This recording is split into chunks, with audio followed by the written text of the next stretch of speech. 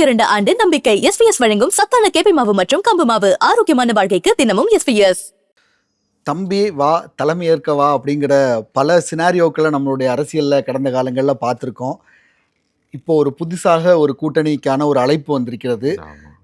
ஒரு சமூக பிரச்சனை, ஒரு மக்கள் பிரச்சனைக்காக ஒரு போராட்டம். அந்த போராட்டத்திற்காக பல்வேறு கட்சிகளினுடைய ஒரு ஒருங்கிணைந்த போராட்டம்.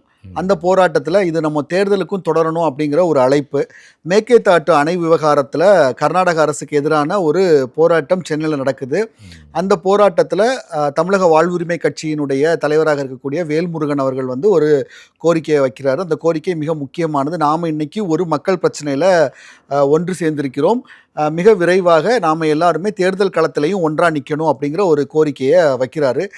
தேர்தல் களத்தில் இதில் எந்த அளவுக்கு சாத்தியங்கள், இந்த கூட்டத்தில் பங்கேற்ற கட்சிகளினுடைய நிலைப்பாடு இந்த விஷயத்தில் எப்படி இருக்குது, நாம் தமிழர் கட்சியினுடைய தலைமை ஒருங்கிணைப்பாளராக இருக்கக்கூடிய சீமானினுடைய தலைமையை அனைத்து கட்சிகளும், பாமக, புதிய தமிழகம் உள்ளிட்ட அனைத்து கட்சிகளும் ஏற்குமா, இதையெல்லாம் பற்றி தான் இன்னைக்கு நம்மளுடைய பொலிட்டிக்கல் லேப் ஷோவில் விரிவாக அலச போகிறோம். நம்ம கூட செந்தில் கரிகாலன் அவர்கள் இணைஞ்சிருக்காங்க. வணக்கம் செந்தில் கரிகாலன். வணக்கம் ப்ரோ. சொல்லுங்கள், எப்படி இருக்குது இந்த ஒரு புதிய அழைப்பு? ஏற்கனவே தமிழகத்தில் ஒரு அரசியல் மாற்றம் நிகழ்ந்திருக்கிறது. அந்த மாற்றத்திலையுமே மக்கள் வாக்காளர்களுடைய நிறைய பழைய விஷயங்கள் பிரேக் ஆகிருக்கு அப்படின்னு சொல்கிறோம். இப்போ தாவேக அரசு அமைந்ததுலேருந்து இதுக்கு முன்னாடி வாக்களிச்சிருந்த சாதி ரீதியான வாக்குகள் உடைஞ்சிருக்கு, சமூக ரீதியான வாக்குகள் உடைந்திருக்கிறது, மத ரீதியான இல்லை வயது வாரியான வாக்குகள் இல்லை, இந்த மாதிரி பல்வேறு கேட்டகரிஸ் இவங்களுக்கு தான் ஓட்டு போடுவாங்க அப்படிங்கிறதெல்லாம் பிரேக் ஆனதாக நம்மளால் பார்க்க முடியுது. அப்படி ஒரு புதிய அரசாங்கம் ஃபார்ம் ஆன ஒரு 100 நாளுக்கு கிட்ட தான் வந்திருக்கு. இந்த சிச்சுவேஷனில் இப்படி ஒரு அழைப்பு தேர்தல் களத்தில் இது என்ன மாதிரி தாக்கத்தை ஏற்படுத்தும்னு நினைக்கிறீங்க? நாம் தமிழர் கட்சி ஆரம்பிச்சு கொஞ்ச காலகட்டத்தில் அப்போ வேல்முருகன் பாமகல இருந்து அவர் நீக்கப்படுறாரு. கட்சி கட்டுப்பாட்டை மீறியதா அவர் நீக்கப்படுறாரு. எனக்கு தெரிஞ்சு 2011 நினைக்கிறேன்.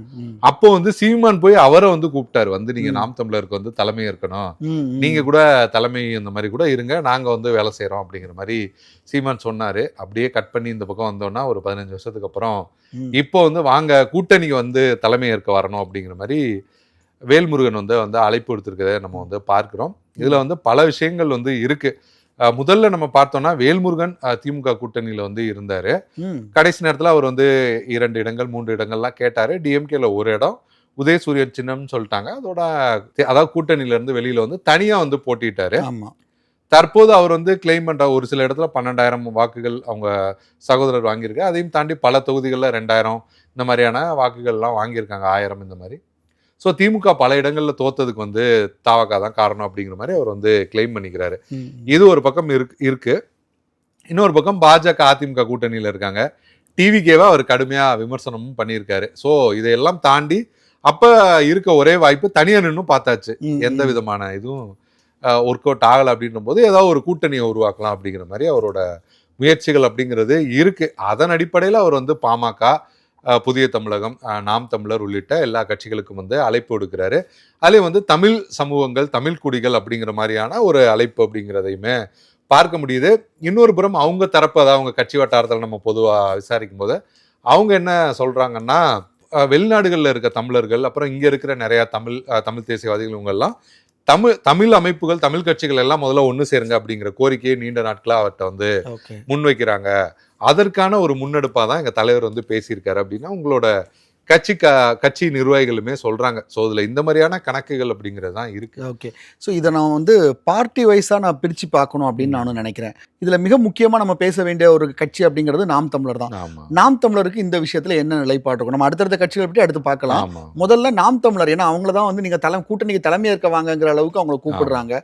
ஸோ நாம் தமிழருடைய கணக்கு என்னவா இருக்கும் இந்த விஷயம்? நாம் தமிழர் ஆரம்பத்துல இருந்து சொல்லிட்டு வர விஷயம் என்னன்னா, எங்களுக்கு கூட்டணி வரணும்னா எங்களோட கொள்கைகளை ஏற்றுட்டு எங்க தலைமையில யார் யாரெல்லாம் வராங்களோ அவங்க தான் கூட்டணி அப்படிங்கிற மாதிரி தான் அவங்க ஃபர்ஸ்ட் பாக்ஸ் டிக் ஆயிடுச்சு. ஆமா, அந்த மாதிரி தான் சொல்லியிருந்தாங்க. ஸோ அப்படி ஒரு விஷயம் இப்போ வேல்முருகன் சொல்லியிருக்காரு. ஆனா பாட்டாளி மக்கள் கட்சி எப்படி நாம் தமிழர் தலைமையேற்று வருவாங்க அப்படிங்கிற ஒரு கேள்வியும் இருக்கு. ஏன்னா பாமக ஏற்கனவே தனியாவே நின்று இருக்காங்க.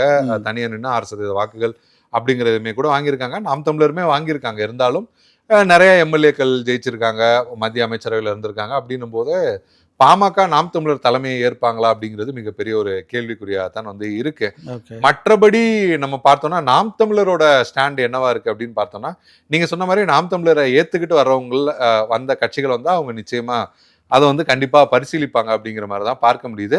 இன்னொன்னு, இப்ப வேல்முருகன் இப்படி ஒரு கருத்தை சொல்லியிருக்காரு. இப்ப பொதுவான பிரச்சனைகளுக்காக எல்லோருமே ஒண்ணு கூடியிருக்காங்க. ஆனா தேர்தல் நேரம்னு ஒண்ணு இருக்கு. ஆமா. எப்ப வேணா எப்படி வேணா என்ன வேணா மாறலாம், யார் வேணா கூட்டணியில போலாம். ஏன்னா நாம் தமிழர் சைட்ல இருந்து சொல்றதையுமே அதை தான் சொல்றாங்க. வேல்முருகன் இன்னைக்கு வந்து சொல்றாரு, இப்படியே உறுதியா நின்னா இது ஒரு நல்ல முன்னெடுப்பு. என்ன காரணம்னா, எல்லோருக்குமே திமுக அதிமுகவுக்கு மாற்றா டிவிகே ஜெயிச்சது அப்படிங்கிறது ஒரு பூஸ்ட கொடுத்துருக்கு.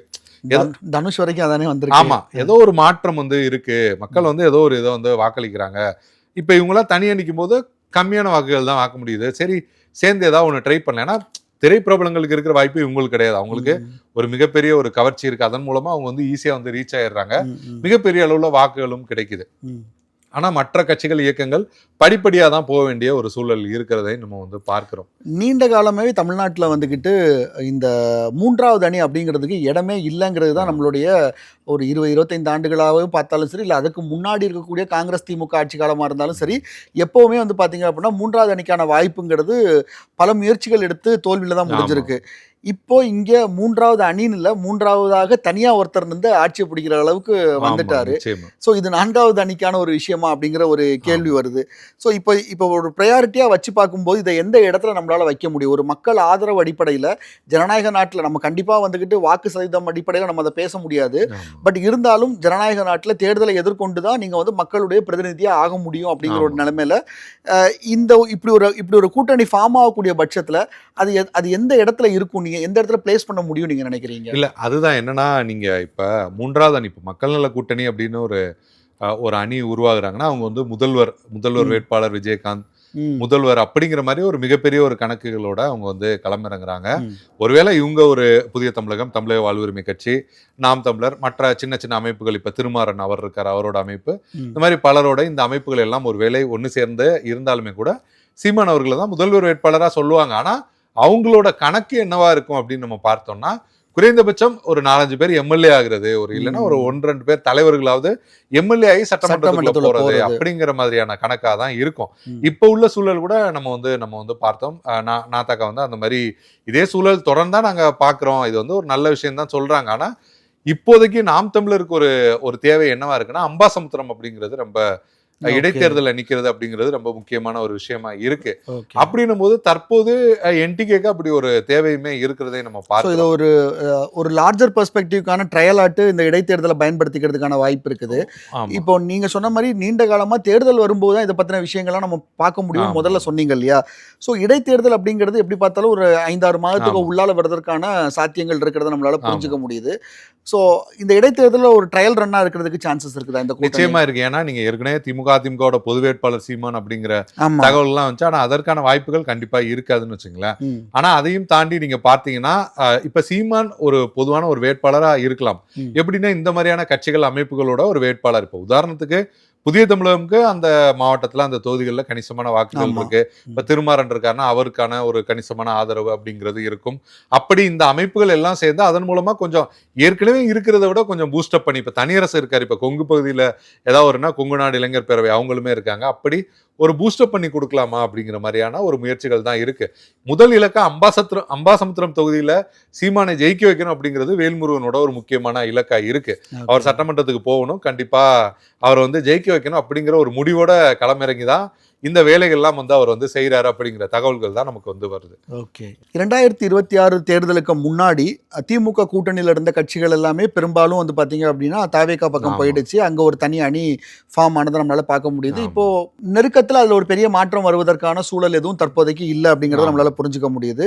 அதிமுக கூட்டணியை பொறுத்த வரைக்கும் அதுல நிறைய குழப்பங்கள் ஏற்பட்டிருக்கு. அவங்க இன்னும் பாஜகவுடைய கூட்டணியில இருக்கிறாங்களா இல்லையாங்கிறது ரீசெண்டா அமித்ஷாவும் போய் பார்த்திருக்காரு. பட் இருந்தாலுமே ஒரு வெளிப்படையான ஒரு ஆதரவாட்டு ஒரு தேர்தல் காலத்துல இருந்த மாதிரியான ஒரு விஷயமா பெருசா இல்ல. பாமகவும் உள்ள இல்ல. இப்போ இந்த கட்சிகள் எல்லாமே கொஞ்சம் வெளியில வந்து தனியா இருக்கிற மாதிரியான ஒரு சூழல் இருக்கு. புதிய தமிழகம் இதுல என்ன மாதிரியான ஸ்டாண்ட் எடுக்கிறதுக்கான சான்சஸ் இருக்கு அப்படிங்கிறதையும் யோசிக்க வேண்டிய ஒரு விஷயமா இருக்குது. ஆமா, இப்ப நீங்க பார்த்தீங்கன்னா இந்த கூட்டம் வந்து ஃபர்ஸ்ட் அனைத்து கட்சி கூட்டத்துக்கு அவர் தான் மருத்துவர் கிருஷ்ணசாமி தான் அழைப்பு எடுத்திருந்தாரு. அழைப்பு எடுத்து தான் அதற்கப்புறம் ஆகஸ்ட் 7ஆம் தேதி இந்த போராட்டம் நடத்துறது அப்படின்னு எக்மோர்ல வந்து போராட்டம் நடத்தினாங்க. தொடர்ச்சியா வந்து முல்லை பெரியாருக்கு, அதே போல வந்து நீங்க பாத்தீங்கன்னா மாஞ்சோலை, அதுக்கான விஷயங்கள் அடுத்தடுத்து நிறைய விஷயங்களை வந்து முன்னெடுக்க போறாங்க. புதிய தமிழகம் கட்சியோட பொறுத்த வரைக்கும் நம்ம பார்த்தோம்னா இந்த தேர்தல் கூட்டணியா அது போகுமா, இது ஒரே அணியா தேர்தல் வரைக்கும் போறதுக்கு வாய்ப்புகள் இருக்குமா அப்படின்னு நம்ம பேசும்போது, தற்போது இந்த பிரச்சனைகளை நோக்கி நாங்கள் போராடலான்னு முடிவு எடுத்திருக்கோம், தொடர்ச்சியான போராட்டங்களை வந்து முன்னெடுக்கலான் இருக்கோம், ஆனால் தேர்தல் நேரத்தில் அதற்கான முடிவு எடுப்போம் அப்படிங்கிறதை சொல்லியிருக்காங்க. இதில் இன்னொன்று கவனிக்க வேண்டிய விஷயம் என்ன இருக்குன்னா, இப்ப நம்ம பேசுற இந்த கட்சிகள்ல எல்லா கட்சியுமே தனியா நின்று எதுவுமே செய்ய முடியல அப்படிங்கிற இடத்துக்கு வந்துட்டாங்க. தமிழக வாழ்வுரிமை கட்சியுமே அந்த இடத்துக்குள்ள தான் இருக்காங்க. கடந்த தேர்தல் நின்று நாம் தமிழருமே அந்த ஒரு சூழல்ல தான் இருக்காங்க. புதிய தமிழகமே 2021, 26லயுமே அதான் அவங்களோட நிலைமையுமே. ஒட்டப்பிடாரத்துல கிருஷ்ணசாமி போட்டிட்டு குறைவான வாக்குகள் தான் வாங்கினாரு. சோ புதிய தமிழகத்துக்குமே ஒரு ஆப்ஷன். ஏன்னா நீங்க சமீபத்துல அதிமுக பிரச்சனையா இருக்கிறப்ப நீங்க நிறைய அதிமுக தலைவர்கள் சொல்ற விஷயமே என்னன்னா, எடப்பாடி பழனிசாமி தேமுதிகவையும் புதிய தமிழகத்தையும் கூட்டணியில சேர்க்காம போயிட்டாரு, கண்டிப்பா சேர்த்திருக்கணும் அப்படிங்கிறத குறி வைக்கிறாங்க. ஏன்னா தென் மாவட்டங்கள்ல முக்குளத்தூர் வாக்குகள் மாதிரி தேவேந்திரகுல வேளாளர் வாக்குகளுமே ரொம்ப முக்கியமான ஒரு விஷயமாவும் இருக்கு. அதாவது தேர்தல் வெற்றி தோல்விக்கான அந்த வாக்குகளா இருக்கு. அப்படின்னும் போது அதை வந்து அவர் வந்து கைவிட்டாரு அப்படிங்கிற அந்த கருத்துமே இருக்கு. அப்படியான சூழல்ல புதிய தமிழகமே இங்க வருவதற்கான வாய்ப்புகள் அப்படிங்கிறது இருக்கு. தேர்தல் நேரத்துல சொன்னாலுமே, ஏன்னா ஏற்கனவே இனிமே அதிமுக கிட்ட போவாங்களா அப்படிங்கிற ஒரு கேள்வி இருக்கு. அதுவே ரொம்ப வீக்கா இருக்கிற மாதிரியான ஒரு ஆமா, நிச்சயமா. இன்னொன்னு வந்து ஏற்கனவே கருத்து முரண்பாடுகள்லாம் வந்துருச்சு. எடப்பாடி பழனிசாமிக்கு வந்து பாடம் எடுப்பேன் அப்படின்னு சொல்லிட்டு தான் அவர் வந்து இந்த தேர்தலே தனியாவே நின்னாரு. தேர்தல் முடிஞ்சதுக்கு அப்புறம் சொன்னாரு, நான் தோக்கடிக்கணும்னு நினைச்சேன், தோக்கடிச்சிட்டேன் அப்படிலாம் சொன்னாரு. அதே போல வேல்முருகன் வந்து நான் திமுக தோக்கடிக்க நினைச்சேன், தோக்கடிச்சிட்டேன்னு சொன்னாரு. அதே மாதிரி பாத்தீங்கன்னா அப்படி அவருக்குமே டிஎம்கே கூட்டணிக்கு போவாரா அப்படிங்கிற விஷயம் தெரியல. மேபி டிவிகே அலையன்ஸுக்கு போகலாம். ஆனா டிவிகே ஏற்கனவே அவங்க பாத்தீங்கன்னா எந்த ஒரு கட்சியுமே அவங்க கூட்டணியில சேர்த்துக்கல. எல்லாரையுமே தாவேகா உறுப்பினரா, அதாவது தாவேகா சின்னத்துலதான் நிக்க வச்சுதான் பார்த்தோம். நீர்வளத்துறை அமைச்சர் ஆனந்த் கூட சொல்லியிருந்தாரு, ஜெகநாத் மிஸ்ரா பத்தி சொல்லும் போது சொல்லியிருந்தாரு, அண்ணன் வந்து கூட்டணி பேசினாரு, கூட்டணிக்கெல்லாம் இங்க எது இல்ல, வேணா நீங்க நில்லுங்க அப்புறம் பாத்துக்கலாம்னு சொல்லி சொன்னா அவருமே டிவிகேல வந்து சேர்ந்த விஷயங்களை தான் நம்ம பார்த்தோம். சோ போன தேர்தலே அவங்க வந்து தனியா தான் நிக்கணும்னு முடிவெடுத்து நின்றுட்டாங்கன்ன போது வர்ற தேர்தல்ல அது எப்படி அந்த கணக்குகள் இருக்கும் தெரியல. அதையும் தாண்டி காங்கிரஸ், நீங்க சொன்ன மாதிரி விசிகா, கம்யூனிஸ்டுகள் எல்லாமே அந்த கூட்டணியோட தான் ரொம்ப ஸ்ட்ராங்கா இருக்கிற விஷயம். ஐஎம்எல் போன்றவர்கள் ஸ்ட்ராங்கா இருக்கிற விஷயங்களை பார்க்கிறோம். மற்ற கட்சிகளையும் சேர்த்துப்பாங்களா, இல்ல திமுக என்ன மாதிரியான ஆஃபர்ஸ் வந்து தேர்தல் நேரத்துல, ஏன்னா திமுக வந்து இப்ப கூட்டணி அப்படிங்கிறது ரொம்பவே முக்கியமா தேவையான ஒரு விஷயம் தான். இப்போ எனக்கு இதுல இன்னொரு முக்கியமான விஷயமும் கேள்வியா இருக்கு. என்ன அப்படின்னா, இந்த கட்சிகள் ஒன்று சேர்றது இருக்கட்டும், இப்படி ஒன்று சேரக்கூடிய பட்சத்தில் இப்போ ஒரு 3 பிரதானமான அணிகள் இருக்கிறத நம்மளால பார்க்க முடியுது. திமுக ஒரு பக்கம், இன்னொரு பக்கம் அதிமுக, ஆளுங்கட்சியாக இருக்கக்கூடிய தாவேகா தரப்பு. இந்த 3 பேருமே இவர்களை எப்படி பார்ப்பாங்க, எப்படி அணுகுவாங்க அப்படிங்கிற ஒரு கேள்வி இருக்குது. எந்த அளவுக்கு இவங்களுக்கான வெயிட்டேஜை கொடுப்பாங்க, களத்துல எந்த அளவுக்கு முக்கியத்துவம் இருக்கும் அப்படிங்கிற ஒரு கேள்வி இருக்குல்ல. சோ அது எப்படி இருக்கும்னு நினைக்கிறீங்க? அதுதான் இப்ப ஒருவேளை அப்படி இணைஞ்சு நின்னாங்கன்னா டிவிக்கு வந்து அதை பெருசா இது பண்ண மாட்டாங்க. ஏன்னா நிறைய கட்சிகள் ஏற்கனவே கூட்டணியில இருக்காங்க அப்படின்ற பட்சத்துல. ஆனா இப்ப அதிமுகவுக்கு ஒரு தேவை இருக்கும். ஏன்னா அதிமுக கடந்த காலங்கள்லயே இந்த குறைந்த சதவீதத்துல, இப்ப நாம் தமிழர்லாம் 8% இருக்கும்போது அதிமுக தீவிரமா முயற்சி எடுத்தாங்க, எப்படியா நம்ம வந்து சேர்த்துடணும், நம்ம கிட்ட இருக்கிற ஒரு 20 சொச்சம் அது ஒரு 8 சேர்த்தாலே கணக்கு மாறிடும் அப்படிங்கிற கணக்குகள் எல்லாம் கூட அவங்களுக்கு வந்து இருந்தது. தற்போது திமுக சிச்சுவேஷனுமே அப்படிதான் இருக்கு. திமுக வந்து கூட்டணி தோழமை கட்சிகள் எல்லாமே இப்ப வந்து கூட்டணியில இல்ல அப்படின்னும் போது தனியா திமுக நின்னா வெற்றி பெற அளவுக்கு போகுமா அப்படிங்கிறது ஒரு மிகப்பெரிய கேள்விக்குறியாதான் இருக்கு. ஒரு கணிசமான வாக்குகள் வந்து தேவைப்படுது. அப்படின்ற பட்சத்துல திமுகவுக்குமே ஒரு மிகப்பெரிய ஒரு கூட்டணியை அமைக்க வேண்டிய அந்த கட்டாயமே இருக்கு. ஒருவேளை அப்படிலாம் ஒரு அணி அமைஞ்சதுன்னா அது வந்து கண்டிப்பா திமுக அதிமுக 2 அணிக்குமே வந்து அவங்க வந்து ஒரு பெரிய கன்சர்னா தான் இருக்கும். ஆமா, கண்டிப்பா அதை வந்து அவங்க கூட்டணிக்கு அழைக்கிறதுக்கான அந்த வாய்ப்புகள் அப்படியாதான் இருக்கும். பார்க்கலாம். இப்பதான் அவங்க வந்து இந்த பிரச்சனைகளுக்கு போராடுறதுக்கு மீண்டுமே வந்து எல்லோருமே ஒருங்கிணைந்து போராட ஆரம்பிச்சிருக்காங்க. அந்த கூட்டத்துல எல்லா கட்சிகளுமே கலந்துக்கிட்டாங்க. பாஜக உட்பட பழக்கருப்பையா கலந்துக்கிட்டாரு அப்படின்னு பலர் வந்து கலந்துக்கிட்டாங்க. தேர்தல் கூட்டணிக்கு உங்க குறிப்பிட்ட கட்சிகளை தான் வந்து அழைக்கிறத நம்ம வந்து பார்க்கிறோம். பார்ப்போம் அது வந்து எந்த அளவுக்கு எல்லோருமே அதை ஒத்து ஒன்னா போறாங்க அப்படிங்கறது ஒரு மிகப்பெரிய கேள்வியா தான் இருக்கு. ஓகே. ஸோ நீங்க சொல்றத வச்சு பார்க்குறப்போ இந்த முன்னெடுப்பை வந்து வேல்முருகன் அவர்கள் வந்து ரொம்ப தீவிரமா முன்னெடுக்கிறத பார்க்க முடியுது. நாம் தமிழருக்கு இதுல ஒரு விருப்பம் இருக்கிறதையும் நம்மளால தெரிஞ்சுக்க முடியுது. ஏற்கனவே ஒரு கூட்டத்துல கூட சீமான் அவர்கள் பேசும்போது அம்பாசமுத்திர தேர்தலுக்காக வெறியோட வெயிட் பண்ணிட்டு இருக்கேன்லாம் வேற அவர் பேசியிருந்தாரு. ஸோ அதுக்கு பின்னாடி இந்த கணக்குகள்லாம் இருக்கோ அப்படிங்கிறதையும் நம்மளால யோசிக்க முடியுது. இன்னொரு பக்கம் பாமக, என்னுடைய கணிப்புப்படி பாமக இந்த இடைத்தேர்தலில் பெரிய அளவில் ஆதரவு கொடுப்பாங்க அப்படிங்கிறத தோணலை. ஏன்னா அவங்களுக்கு அதில் பெருசாக தேவை இருக்கிற மாதிரியான விஷயமா தெரியல. பட் ஒரு 2029 நாடாளுமன்ற தேர்தல் மாதிரியான ஒரு சிச்சுவேஷன் வரும்போது ஏதாவது ஒரு பக்கம் சார்பெடுக்க வேண்டிய சூழல் இருக்கும் அப்படிங்கிறது. ஸோ பாமக பொறுத்த வரைக்கும் இப்போ இன்னும் ஒரு கிளாரிட்டிக்கு உள்ளால இல்லை அப்படிங்கிறது தான் புரிஞ்சுக்க. நிச்சயமா இல்லை. பாமக பொறுத்த வரைக்கும் நீங்க பாத்தீங்கன்னா சமீப காலங்கள்ல அவங்க வந்து திமுக, அதிமுக இந்த கட்சிகளோட குறிப்பா அதிமுக கூட்டணி அப்படிங்கிற மாதிரி தான் போவாங்க. ஏன்னா கணிசமான உறுப்பினர்கள் வேணும் அப்படிங்கறது அவங்களோட ஒரு கோரிக்கையா இருக்கு. ஏன்னா 2016 தனியாவும் அந்த எக்ஸ்பெரிமெண்ட் அப்படிங்கறதையும் பண்ணிட்டாங்க. ஆரம்ப காலத்திலயுமே தனியா நின்று இருக்காங்க. அப்படின்னப்ப அடுத்தடுத்து போறதற்கான முயற்சிகள்ல வந்து ஈடுபடுவாங்க. கண்டிப்பா வந்து இப்ப சௌமியா அன்புமணி போன்றவர்கள் சட்டமன்றத்துல வந்து நல்லா பேசுறது வந்து நிறைய ஆதரவுமே கிடைச்சிட்டு இருக்கு. அப்படிங்கிற பட்சத்துல இன்னுமுமே அதை வந்து தீவிரமா அடுத்தடுத்து என்ன பண்ணலாம் அப்படிங்கறது தான் யோசிப்பாங்க. ஆனா வேல்முருகன் அவரோட முயற்சி அப்படிங்கிறது இருக்கும். அதையும் தாண்டி நம்ம பார்த்தோம்னா இப்ப பூவி ஜெகன்மூர்த்தி போன்றவர்களையுமே உள்ள கொண்டு வரலாம். இப்ப மதுராந்தகம் தொகுதியில இடைத்தேர்தல் வந்தா அவரை கூட நிறுத்தலாம். அப்படியான முயற்சிகள் நடக்குது அப்படிங்கிற தகவல்களுமே வருது. பாமக ஆதரவோட அப்படி கூட நிறுத்தலாம். அது போன்ற ஒரு புதிய முயற்சியை வந்து செய்யலாம். அந்த மாதிரி தலைவர்களை அங்கங்க நிறுத்தலாம், அவங்கள வந்து வெற்றி பெற செய்யலாம் அப்படிங்கிற ஒரு முன்னெடுப்பை வந்து வேல்முருகன் வந்து ஸ்டார்ட் பண்ணி பேச்சுவார்த்தைகள் நடத்திட்டு இருக்காரு. நீங்க கடந்த சனிக்கிழமையெல்லாம் பாத்தீங்கன்னா ரெசிடென்சி ஹோட்டல்ல சீமான், கிருஷ்ணசாமி உள்ளிட்டவர்கள் கூட ஒரு பல மணி நேரம் பேச்சுவார்த்தை. ஏன்னா இதற்கு முன்பாக இந்த தலைவர்கள் ஒன்னா சேர்ந்து பெரிய அளவுல பேச்சுவார்த்தை நடத்தினாங்களா அப்படிங்கிறது ஒரு மிகப்பெரிய ஒரு கேள்விக்குறியா தான் இருந்தது. ஆனா சமீபத்துல அடிக்கடி சந்திச்சு பேசுறது அப்படிங்கிற தகவல்களுமே வருது. சமீபத்தில் ஹோட்டல்ல சந்திச்சு பேசினாங்க, தனியார் சொல்லிட்டவர்கள் சந்திச்சு பேசினாங்க.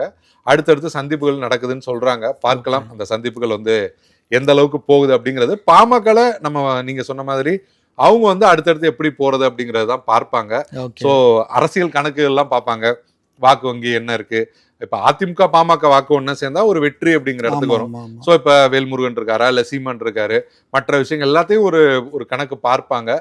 பார்த்துட்டு இன்னொன்னு அவங்க எப்படி அடுத்த மற்ற கட்சியை தலைமையை ஏற்றுப்பாங்களா அப்படிங்கிறதுமே ஒரு கேள்விதான் இருக்கு. ஸோ அதை வந்து நம்ம பொறுத்து தான் பார்க்கலாம். இந்த கூட்டணி தேர்தலை பொறுத்த வரைக்கும் இந்த கூட்டணி கணக்குகள் அப்படிங்கிறது எப்பவுமே ஒரு முக்கியமான இம்பாக்ட்ஃபுல்லாக இருந்திருக்கு.